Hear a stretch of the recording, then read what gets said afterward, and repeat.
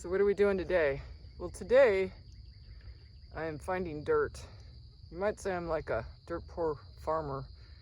I'm trying to get this garden finished, and my soil from the bottom of the pond is this concrete like clay, and this is soft because it rained, but it can be so hard you can't even pull the roots out of it. Just really poor soil. And I pickaxed it all up to get it in chunks like this, and it took like a monumental effort just to do that. So I was fortunate enough to realize that I could kill two birds with one stone. My driveway is being encroached upon by all the grass, and so what I did was I shoveled all along the edge, not all of it. I only went up 3/4 of one side of my driveway. It's a really long driveway, and to harvest some dirt is at least 10 years old. I mean, it was composting from all the mowing and the leaf dropping from the trees, so it's good soil. And I already did one row, and I bought yesterday $16 worth of soil, which was 2 cubic yards, and it only filled barely really one row. And I was like, gee, that's $100 plus of dirt. I don't really want to spend it. How am I going to find some dirt? And of course, all my friends are laughing because they're like, you have 100 acres of dirt. What's the problem finding dirt? Well, it's not that simple when most of the dirt is like hard, like clay, and it's not good for putting in seeds because a seed's not going to poke through that. So this is my second season of planting in this garden.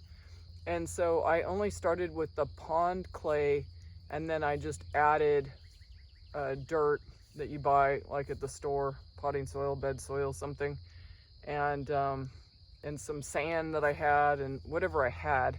But I don't feel like I want to buy another, at least, I don't know, $50 worth of dirt to really get a good, row going. So I decided that not only would I get dirt for free, or not really free because I own the dirt technically, but I was going to clean up my driveway and, get a groove going so that what I have left of my pavement isn't being destroyed even further by the roots of the grasses. So I kind of devised a system, and it works out pretty well. This I made from, scrap wood somebody was throwing away, and I used it as a bee honey pad. You like melt, not honey pad, but sugar pad. You melt sugar with water so it becomes this big pad so your bees can overwinter. So I'm using that as a strainer that fits like perfectly between the rungs of my wheelbarrow.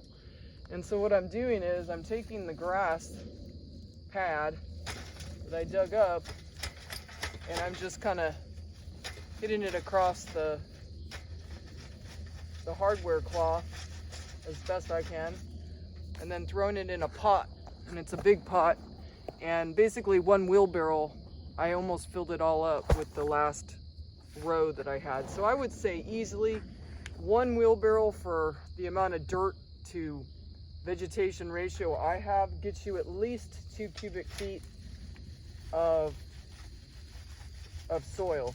Of course, that would vary depending on how much soil you have or how deep you're going. I wasn't going super deep because I didn't want to actually drive up the pavement that this stuff was growing in, and I'm still trying to discover how far back I need to take it, because it's at least 10 years worth of delayed maintenance, you might call it. So anyway, so the soil that you wind up with is really soft. It's better than the stuff I bought. That's a little bit more chunky, and I don't really know exactly what's in it. This I know is like absolutely organic because it came from my driveway, and because I have animals that feed off all the grass, I basically try not to spray anything unless it's really invasive, and then it's in a very limited extent, and I put my animals in another area. So what few stones I might have dug up from the gravel driveway, I can just throw on my gravel driveway over here. It's actually a tar driveway that there's some gravel base to it where it's pretty well damaged, but I inherited that.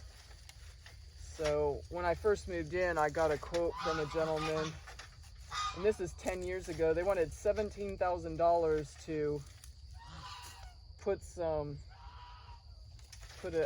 I don't know whether it was to repave it or what, but it just seemed like a lot. And part of the charge, a large part of the charge, was to get rid of the vegetation that was growing along the roadway, which I'm sure was a lot less 10 years ago than it is now. And I thought, well, gosh, you know, I could do that. So I wound up not doing it because I didn't have an extra $17,000 just to make a driveway. So I kind of opted to put in some drainage culverts and just fill in the worst places so that my two-wheel drive car and two-wheel drive diesel truck could make it through the worst of it. And that seems to work. It was an incredibly rainy year when I first moved here, 70 inches versus 48, which is normal. So I was really nervous that I'd get caught in my driveway and not be able to get out. So I love this idea because I get really good soil and I can process it pretty quickly. It's not too arduous because it's not hot yet, not really hot yet. And the soil, because it rained recently, is almost at the exact feel, I don't know how to say, composition right now. It's not so dry. It's just like perfect soil. So I'll be using this to fill in the rest of this garden for this year. And I won't be buying soil anymore from the store. A year ago, I made the resolution that if I could make it, then I wouldn't buy it. And so I guess, I mean, I'm not saying that I made dirt, but I can harvest dirt and I won't have to buy it. I mean, it's all part of the system. It's like, make sure nobody can afford good land. It's scrape barren in the suburbs to make the cookie cutter houses. Then you have to go out and buy dirt, which should be free, right? But we're all kind of trained to buy things. So I'm trying to get out of the consumer mode. Anyway, that's what we're doing today. I hope it helps you and makes you think about where things really come from and how you can process stuff to get it. Maybe it's a little laborious, but get it free. Anyway, have a good day. Bye.